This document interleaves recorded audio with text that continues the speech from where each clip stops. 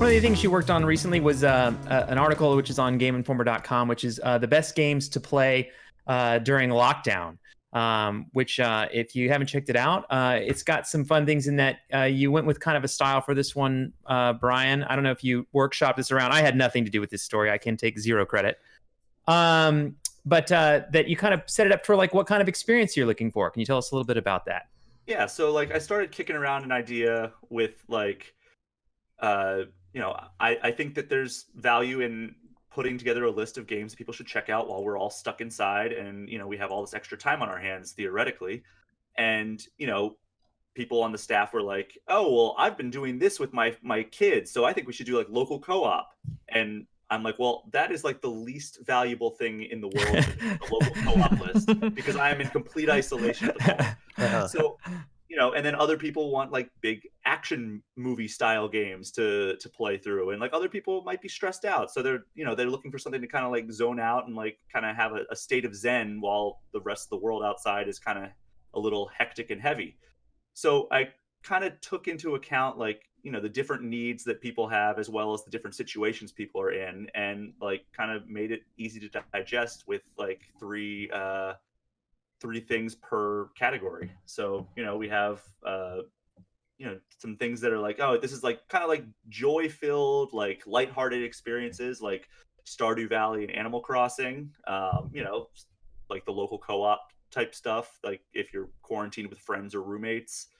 And also like just giant open worlds that you can get lost in, like a Red Dead 2 or an Assassin's Creed Odyssey, where you can just you may not be able to travel too much now, but you can go all over the place in those and kind of explore to your heart's content. So that was kind of like the basis of the feature idea. Yeah, I really liked my favorite one in there, which I liked the thing you had about being creative, which talked about Super Mario Maker 2, Dreams, and City Skylines, where you get to kind of just methodically work your way through things, which I think is very therapeutic, especially in a time like this. Sometimes you play a game that feels like too heavy or anything like that, and this is something like being able just to focus on being creative is a great way to feel better in these tough times. It's therapeutic to kind of like start on a project and see it through. And a lot of us, I think, are having a really hard time being creative with all the stuff that's going on out in the world.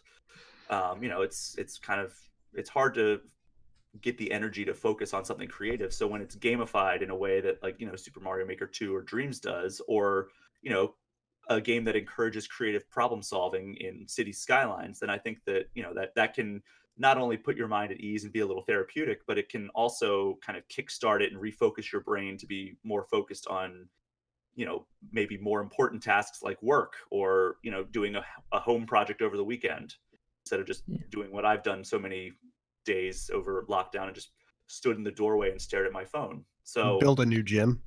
Yeah.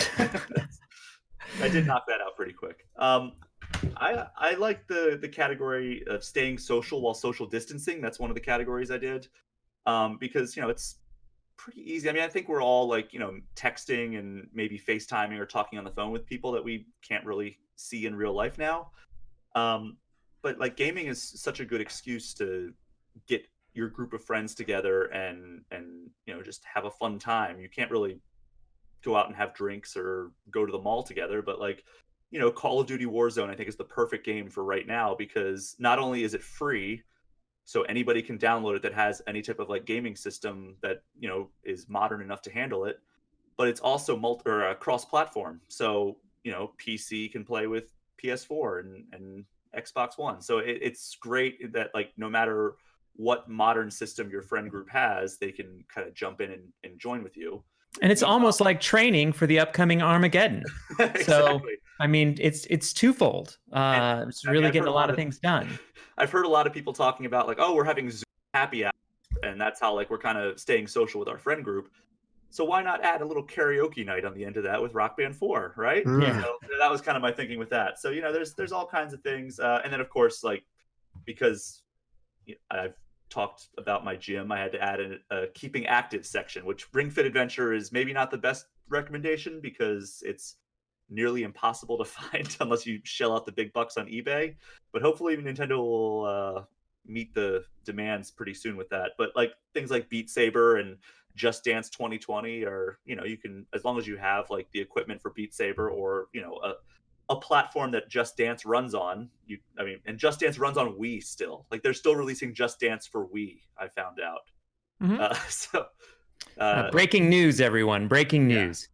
So how about you guys? Is there anything else? I know Jackbox Party Pack has been something that I've seen a lot of people playing because it gives them a chance to kind of get that kind of party atmosphere, or as Brian says, getting on Zoom and doing trivia nights like people would do in like a bar or things like that.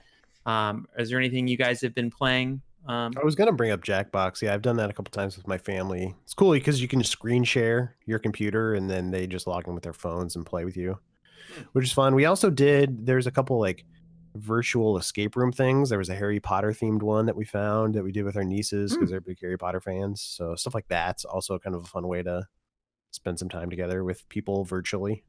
Yeah, that's cool. How about you, Leo?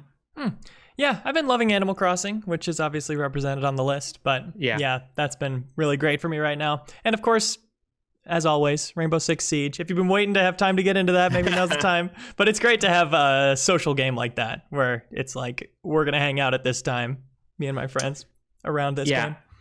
I had a number of letters come in to the podcast at GameInformer.com that mentioned, people talking. I think people were like talking through, like discussing the games they're playing in this time. You know what I mean?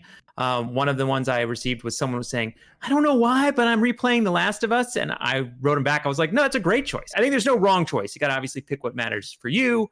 But it is fun to be able to bounce these ideas off each other and find games that help us get through this tough time. So that's a really cool article. Make sure you check it out. Thanks for putting that together, Brian. Very cool.